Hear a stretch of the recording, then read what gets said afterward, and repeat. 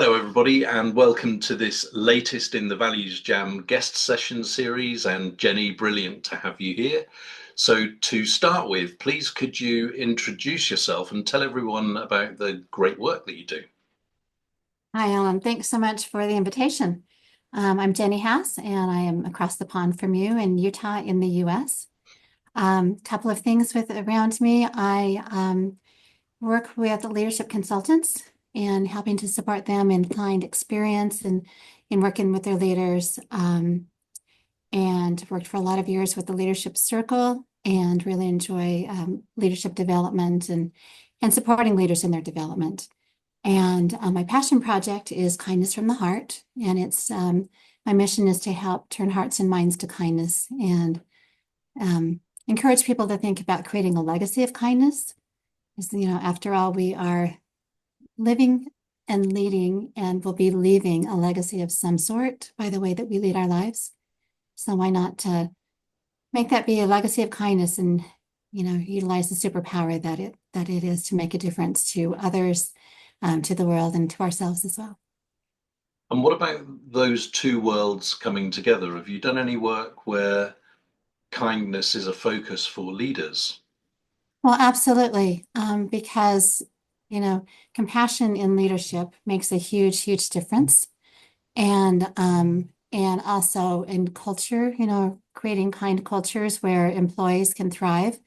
And one of my experiences, in helping organizations to create values that they live by and lead their organizations through, and working with customer service and customer experience and client experience, I've noticed a lot that your employees are going to, the way you treat your employees with the kind of values that you use in your organization is exactly how they're going to end up treating your customers.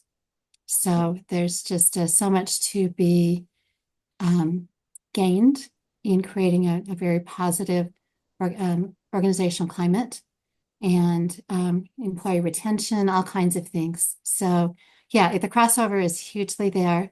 And leaders that have that kind of understanding that leading with kindness is not any type of a weakness. In fact, it's a great strength. And so yeah, absolutely. Okay, so let's choose our ValuesJam card for today. You've got a deck Okay. there, right? I Is it, do. is it shuffled?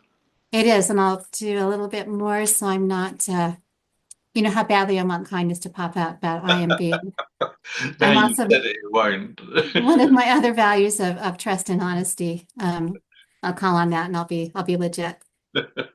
So why don't you make five piles of cards in front of you? Don't worry about them being the same size. Okay, got it.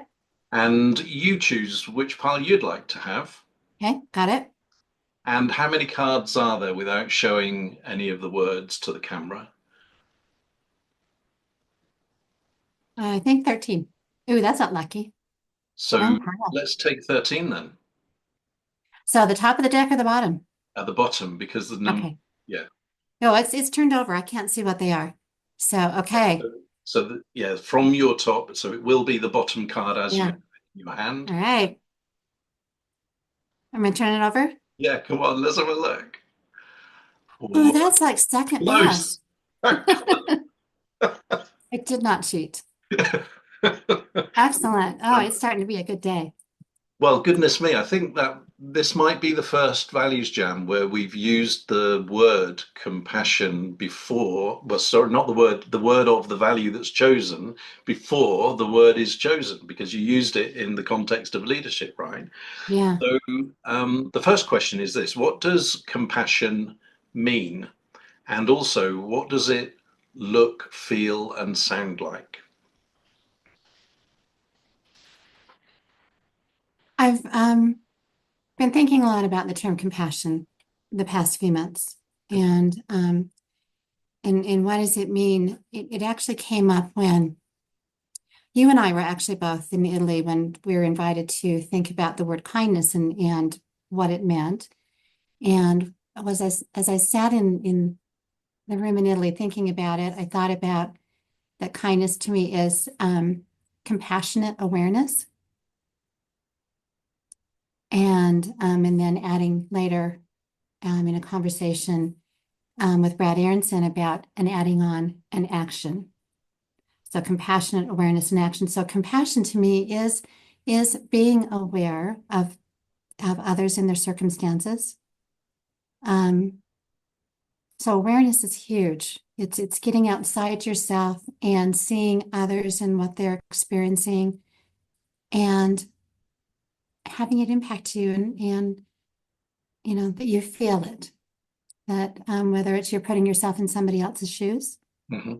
or trying to understand or you know ask questions to gain better understanding. And I think that's especially important when we're in such a divided country. And in many ways, we're in a divided world. And it's so easy to just see things from our own perspective. But the word compassion to me is stepping back a little bit and getting to know somebody and find out their story, find out where they're coming from, find out their circumstances, and you know, have an opportunity to feel compassion for the struggles that others are going through or what their story has been and maybe why they think the way that they do. Yeah, and I'd loads to agree with you on there.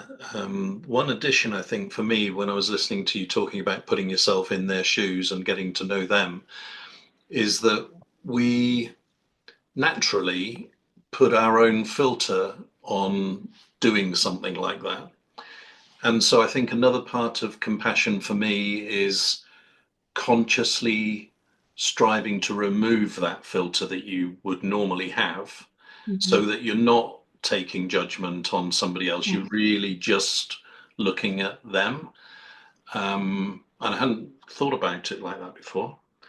Um, and then the awareness, yeah, absolutely right. Because it's like if you don't see it in the first place, then you don't have a chance to show compassion, Right, do you? right.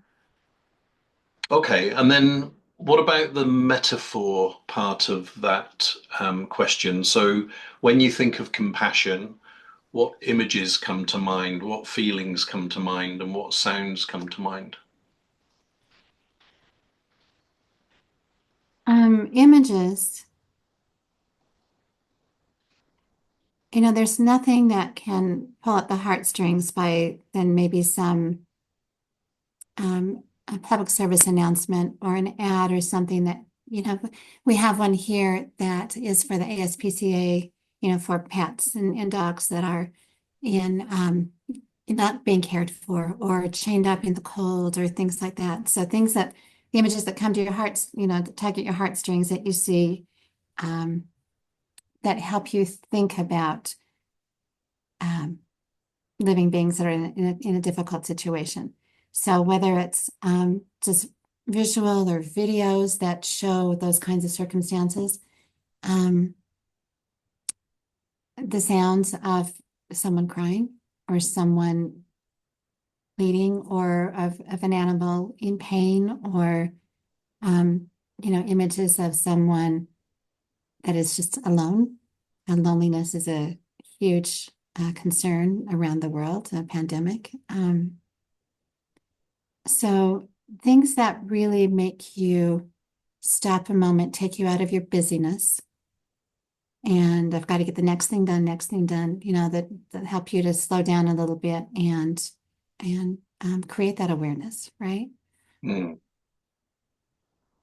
Oh, I noticed here over the holiday season there were loads of advertisements for charities and Mhm. fundraisers, and by the end it was like, oh, here's another one. Yeah, You know, so yeah. it actually had a negative impact because you were just thinking, I don't need any more of this. Sensitized. Yeah. Yeah. And also, what what's the difference? And maybe you've answered this already, but what's the difference between compassion and empathy then? Because empathy is absolutely about awareness. Mhm. So what is it that compassion is that's different to empathy? That is a tough one because they are so similar. Um, and I know that they're, you know, it's been debated. to me that they are so similar because they are making you feel something where you're personalizing another's pain or Hmm. another situation, right? Um, I think both of them at their highest is not a feeling sorry for, Yeah. and it's not putting your thoughts onto them. Oh, well, therefore, this must be how you're feeling. Um, that they are internalizing it, but still giving the individual their own autonomy to, for the situation. It's not making assumptions. I wondered Um, whether the part of the answer was what, when you were talking about the conversation with Brad and you mentioned the action element. mhm, When I think of empathy, I don't necessarily think of action being with it. right. Whereas when I think of compassion, I do. So I'm wondering Yeah. whether that's. Yeah, I think that's definitely a part of it. And well, for either one of them, for just having the feelings of it, maybe making you sad or kind of putting you to kind of a negative space or whatever, that doesn't do much for anybody, right? It's that awareness and feeling it and then acting in some way, whether it's making a donation or going and visiting somebody that you know is lonely or, just taking some type of an action. You may not be able to take it away, to take the pain away, to make it better, but you sure as heck can do something to make a difference. And even the smallest act can, you know, make a huge difference in somebody's life, or it can ripple to make an extraordinary difference. Yeah, it's funny that we've drawn this card because I've just come back from being in Paris for the weekend. And on the last night there, we were on the way back to the Airbnb and we stopped off in this like small restaurant for a nightcap on the way Mhm. back. And I noticed that the lady that was serving us was in a really bad mood. And she was kind of mumbling under her breath as she went to another table to serve them. And then on the way back, our eyes met, and she came over and said, I'm really sorry, I'm in a bad mood, and I'm not usually like this at all. And so I said, oh, well, what happened? And she said, well, some people left without paying, and my boss has told me that I have to pay. And so I was like, "Oh, okay, how much was it?" And she said it was 40 euros. Mhm. And so then she went away and we finished our drinks and we went outside. And I said, oh, look, I've got 40 euros in my wallet. And so I went back into the restaurant and I said to the lady, I don't know how this has happened, but when I walked outside on the floor, I just found this. So, and she said, no, no, no, no, no. And she had a like a wooden bowl that she was carrying back towards the kitchen, which was empty. And so I just dropped it in there and said, hope you feel a bit better now. And it was that thing about, I recognized that she was in a really bad mood and was going to go to bed like that, go to sleep like that. Yeah. And now hopefully she didn't. And bigger than that, hopefully she still would have faith in humanity generally rather than think of everybody as a runner. Yeah. Ah, okay. Well, that warms my heart. Yeah. And So, good on you. And yeah, and good on but her then, too. well, the reason it came to mind, I think, is when we were talking about the charity advertisements and all the rest of Yeah. it, we did then have the discussion about, oh, was that the right thing to do, or would it have been more meaningful to give that money to somebody in the street Hmm. um, who maybe needed it a bit more? And then you beat yourself up for, well, what is the right thing to do? Yeah. Well, and with that, I mean, you don't know. No. I mean, you don't know her story. She's waiting tables. That was my first job as a 16-year-old was I was waiting tables and I have so much respect for people in that industry. It's hard work. and you are relying on tips, and then to have a boss that is clearly not either compassionate or empathetic, to put that on somebody, um, is just not right. But you know, how many people are a paycheck away from being on the street? Yeah. And so you have no idea what her story is. You have no idea how that is going to ripple out into not just the difference that was made for her in, not having to come up with funding that maybe she didn't have, or the resentment or the bitterness or the negative feelings that, come with all that. But to have that shift of, wow, somebody actually cared, and they saw me and made a difference. I mean, that can just go on to change how she treats others, or maybe how she raises her children to treat others. Yeah, So, and the yeah, beauty is that you never know, right? yeah. That's the lovely thing about it. Now And you've it's fun got to make up stories too. I mean, you can make up stories in your head and just go, yeah, I'll never know what happened with that. I mean, chances are good you're not going to run into her somewhere, or maybe, it happens on occasion. Oh, you're the man that did that, and thank you. It doesn't matter. But you can, that sense of goodness, or the good deed, the kindness, the compassion, all of that can keep living on in you, because you can just go, oh, yeah, I'm curious what might have happened. Maybe it was this, or maybe it was that, and it can continue lifting you up in that memory. And then it continue, it's going to help amplify your desire to be compassionate or kind or empathetic, moving forward. So, Oh, and actually, there's another dimension to this because that evening we had booked to go and see a music act. And we got there 5 minutes after the start time of the performance, mhm. and were told that because we were late, our reservation had been cancelled and they had given it to people who had queued in a line outside. Mm. And so it was a bit of the evening hadn't turned out as it was supposed to. And after I took the money and gave it to the lady, I found myself thinking, was part of my motivation to feel better because the evening hadn't gone so well to date? Mhm. Because there is, the science shows, doesn't it, that when you do perform an act of kindness, it not only benefits the other person, but Right. it benefits you as well. And so I just wondered whether subconsciously I was trying to balance things out. Mm. I don't know. Yeah. Now, Well, for whatever reason, it worked, right? you've Yeah, got loads and loads of examples, I and do. normally when we've had conversations about this kind of general area, it's about kindness. So I'd like you to differentiate between kindness and compassion and focus on compassion because we drew the card. Mhm. So at this moment in time, what is your favorite story about compassion that you'd like to share? Hmm. Okay, well, I'm going to share a moving forward story that hasn't really happened yet. Okay. So, so there is, it's not snowy here, but it's cold.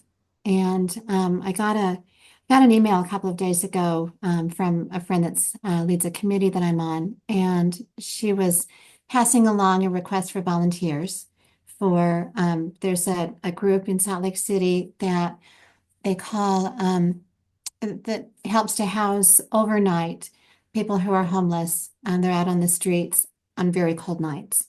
And so they will open up a building, typically a church, and invite unsheltered people to come in and watch movies all night, or sleep, or give them, a space to be warm overnight. And for some reason, they call these blue nights. They So call I it got a message, blue nights, blue. And I don't know, I don't know, I need to find out the origin of that. But I'd heard of this, but I hadn't really, had an opportunity to participate. And the email said that they were anticipating several blue nights coming up with the cold, cold temperatures, and that this group that is doing this volunteer work was needing to have some volunteers to help make it possible. So my daughter Ashley and I are going tonight. We signed up to do, I think, the 10 to midnight shift. And who knows, we may end up staying longer. I've never done this before, Okay. but it's, something that I've been aware of. So there's that, compassionate awareness, but not having taken the opportunity yet to put that into action. So I'm looking forward to this experience, which I don't know. They'll put us in whatever area that needs to be, where they need us the most. But maybe it's the beginning of something that we'll do multiple times. And so I really appreciate the people who saw the need and had compassion Yeah. and empathy. And instead of letting it just stay right there, but put into action, well, what can we do? Well, maybe if the government isn't doing something or the funding's not there for whatever reason, or there's not a program in place, we can figure it out and do it and call volunteers to help. That's a So, great, great story. And it be blue nights because you go blue when you're cold. well, that's what I'm wondering. Yeah. That's my only guess. I'll have to look into that and I'll certainly learn more about what they're doing. But So what was the motivation for that, Jenny? So how did that, because you described that you've been aware of that for some time, mhm, but something must have prompted you to now take action where you didn't before. yeah, So what, do you remember what it that was was? the invitation. It Okay. was simply the invitation that came through that I then knew how to do this. I Okay. knew who to contact. I knew what organization was doing, and it was simply um, and the invitation from this woman, Tara, saying, my husband and I've volunteered before. It is really very meaningful, and that you might like to participate if you've got the time or the bandwidth. And so it was an easy ask, and then also just wanting to do things with my kids to help, and encourage, and we can encourage each other to reach out and try to do some things that can make a difference. We can't change a whole lot about what's going on in the world, but we can be aware and compassionate and you know do things where we can. Mm. And what about the other side of the coin then? Can you think of a time when you've witnessed a lack of compassion? Well, almost any time you turn on the news, right? Um, it's everywhere. Um, and so I'm trying to look at the other side of things because there's also a lot of compassion that just doesn't get shown because, the term, if it bleeds, it leads on news reports and things like that. We need to, to change that. Um, yeah, it's everywhere. Yeah, And and we need to undo I've that. been having conversations recently about how the media is not controlled at all, and yet it has such a big influence on society. Yeah, And it kind of doesn't make sense that something that can have such a negative impact on society is allowed to just trample right. wherever it wishes. And I, I found myself thinking that I can't remember. This might have been Gordon Rossler that I had Mhm. this conversation with. So let's imagine, just for the sake of it, that of all the things that happen in the world, 50% might not be very good and 50% might be quite good, right? So let's just say it's an even split. So if that's the case, why should the media not be held accountable to represent reality in those terms? So, then it sounds like it's not that difficult to be saying to people, you need to make sure that half of what you report is not so good and half of Right. what you report is good, because then that's a fair representation. Yeah. Um, any thoughts on that? I agree. And I think there's, kind of a thought, well, emergencies and all of those things that are, whether it's a natural disaster, like the fires we've got going on in Southern California right now, or, just those things, sure, they need to be reported, or the violence and things like that. That is important. But the compassionate things, the good things, the things that lift people up, I just don't think that there's the recognition of how important that is and in our mental health and our mental well-being. And if there was much more of that reported, shared, that people wanted to emulate and see the kind of world that they want to be in, then I think the natural flow we would end up having less of the negative, scary, bad things. We'd have Yes. better mental health that didn't lead Yeah. to, all kinds of negative things. And it's been interesting. So this is certainly going to date our conversation here. But I've been spending a lot of time the past week, as I think a lot of, at least the US has, and I think around the world, folks have. There is a lot of coverage in the press about President Carter, Jimmy Carter, and his passing. And you can go on and I think a lot of people are learning things about President Mrs. Carter and the Carter Center and the work that they've been doing around the world that maybe a lot of folks didn't know about. And when you talk about compassion and empathy too, but especially compassion, that the two of them had in creating the Carter Center and going to, countries that they decided they would focus on helping to eliminate diseases in countries and areas that people were not doing anything about. Guinea worm, river blindness, trachoma, and going into villages and working with people, and they would, work with them one-on-one and in these grassroots efforts to eliminate these diseases, and they would, see the pain of the guinea worm coming out of somebody, a child. It doesn't matter the age of a person, Um, so with that kind of compassion and rolling up your sleeves, getting in and doing the work, inviting those around you, inviting community to do the work, they went from, I think when they started 1986 or something, when they started focusing on guinea worm, there were 3.5 million cases a year. And in 2024, there were 11. Wow.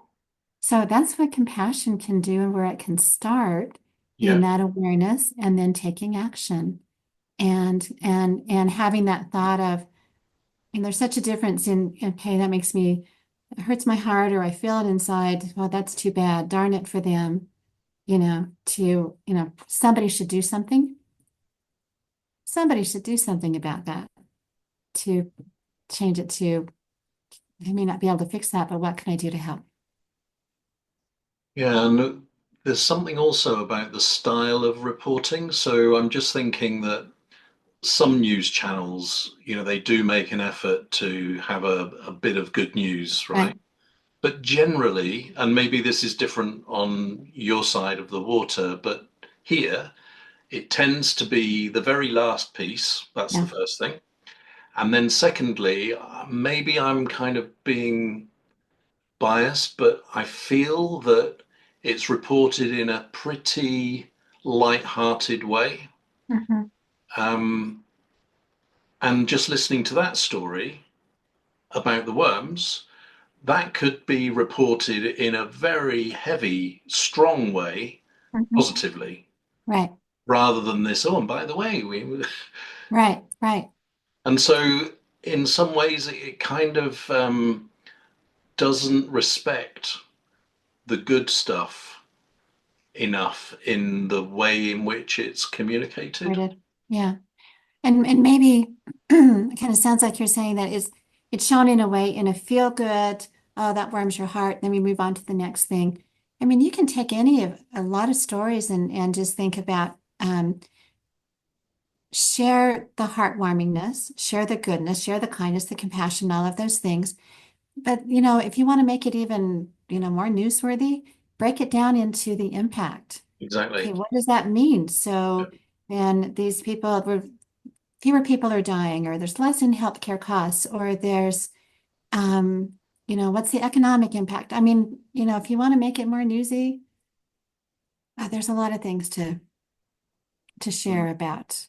And mm, it's kind of like, with the science side of kindness, compassion, and the things that, happens in your body with the hormone benefits, oxytocin and all those types of things, serotonin, if you want to make it hard science, talk about that. Yeah. So people understand that it's really real. And the Now, impact is real in many ways.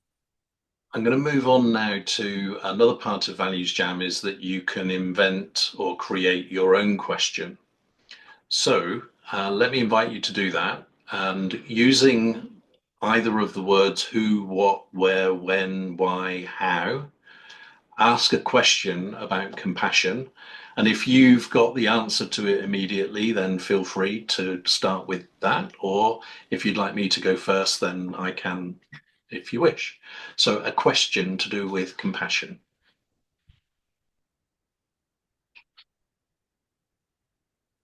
I have one. Okay. How can you or I, is that I, me? Yeah. How are we um, able to become more compassionate in 2025? So, the question is how can we become more compassionate in 2025? Um, so, a couple of things come to mind. One is being less self centered in spite of everything that encourages us to be self-centered. And the second is to be openly curious about other people rather than jumping to conclusions or holding assumptions or judgments. So how's that for a starter? Good start. Yeah.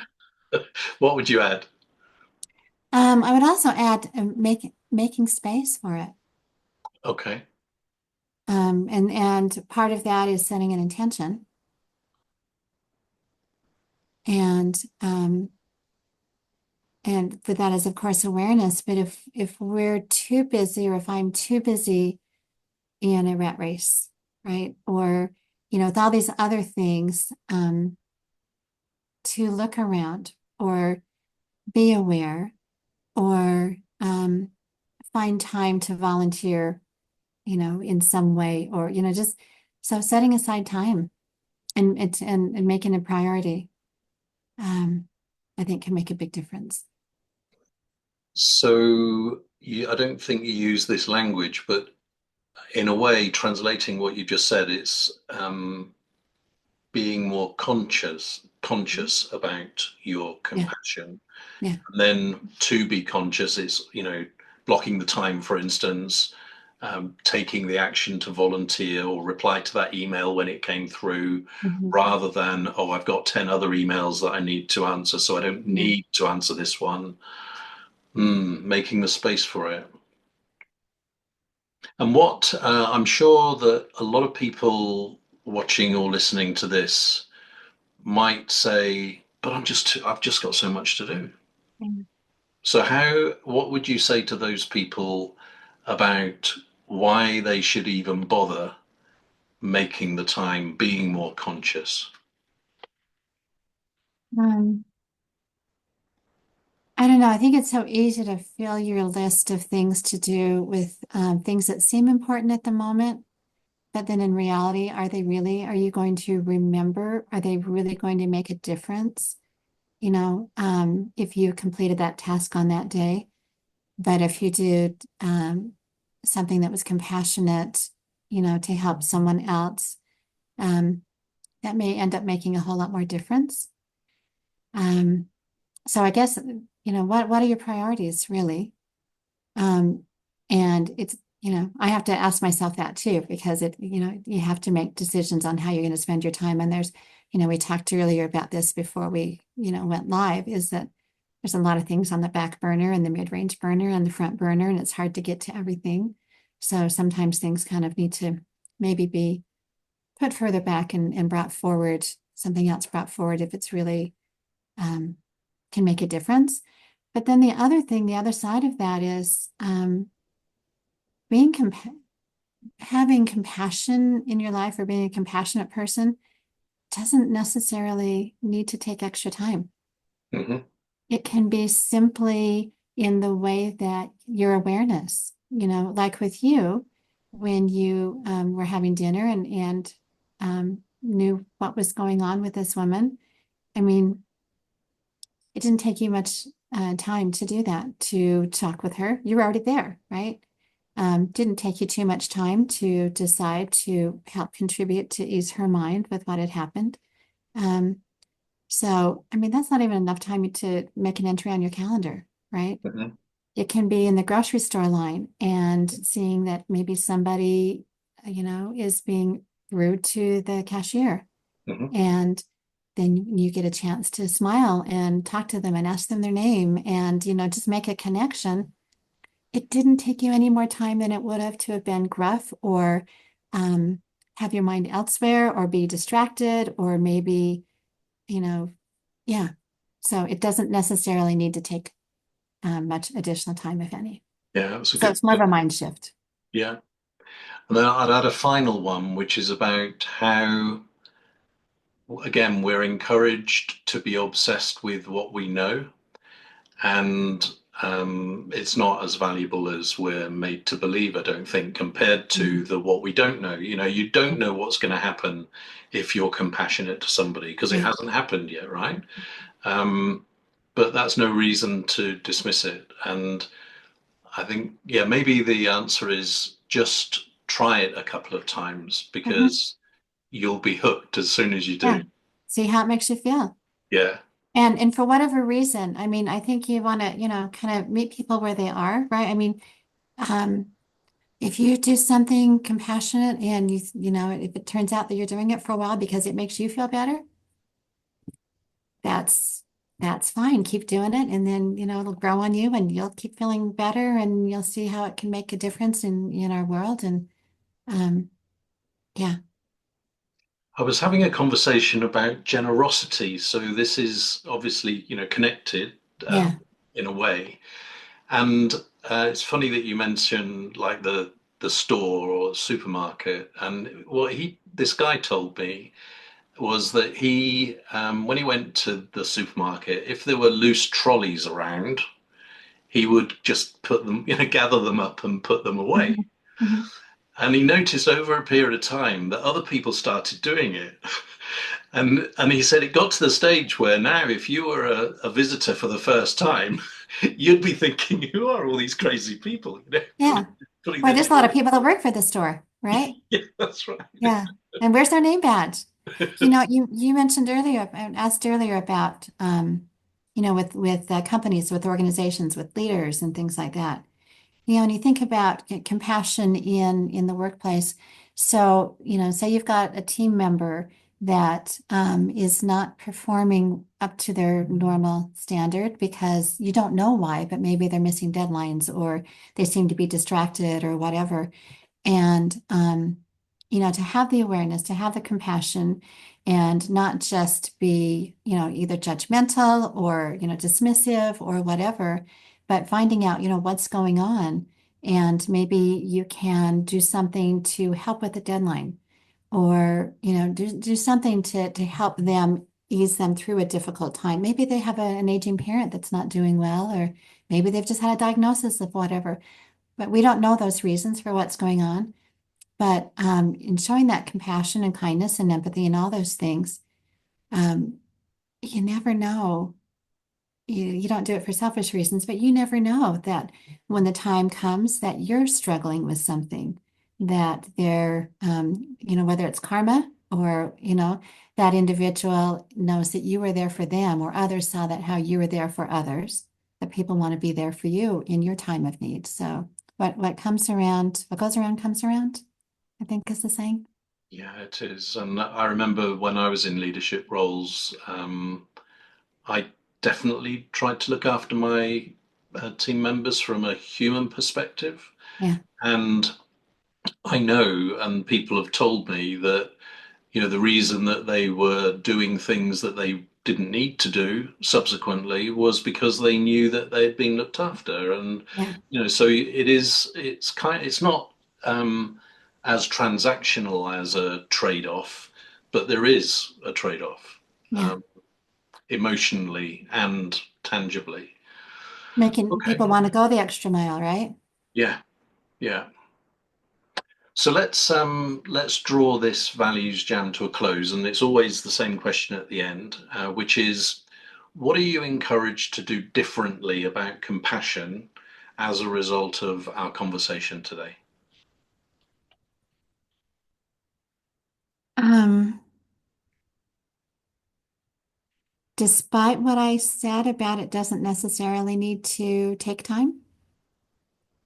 I want to be more intentional about creating time for the activities that maybe will take some time, whether it's volunteering or doing something like that. So, um, yeah, good Okay. way to start out the year. So I'm sure you'll have many potential accountability partners watching you now. So, so if I was to ask you what that looked like in practical terms, how far could you describe it?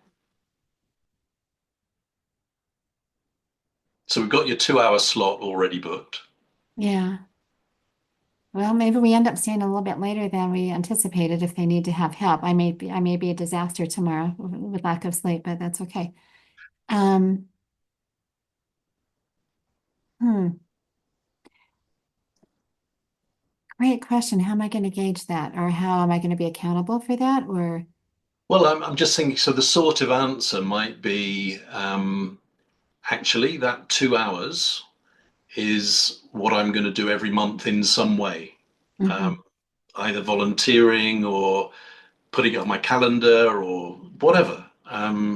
Or it might be something different to that, but it's something about how, if you're going to prioritize time, what does that actually look like?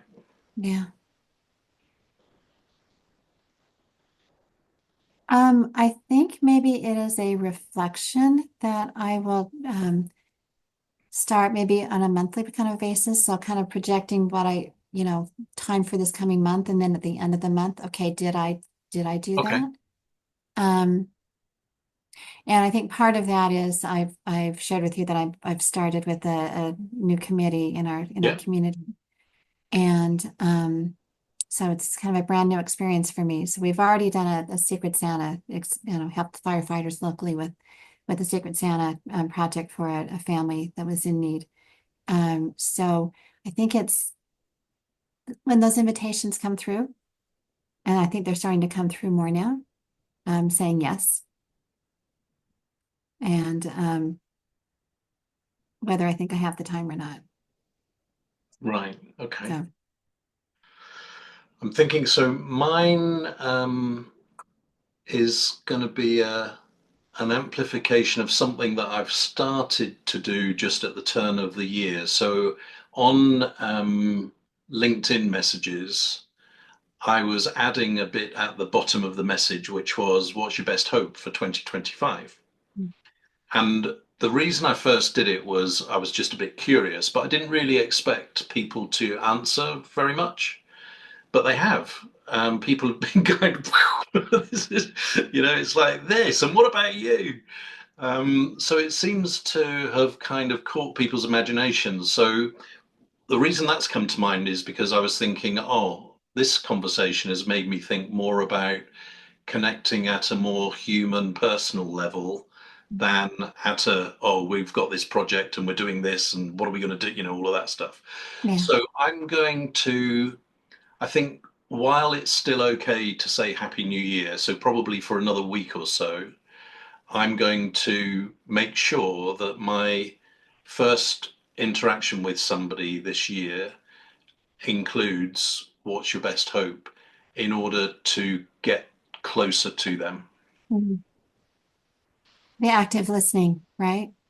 Yeah, exactly. Yeah. Okay, so this is it wasn't kindness, but wasn't very You're far. darn close. So Somebody must be living right. It must be you.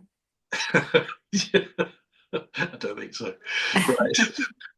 So thank you very much. You're now, well, you were a qualified values jammer already, but really enjoyed it. So thanks for joining. Great card. Good pick. Thanks, Alan.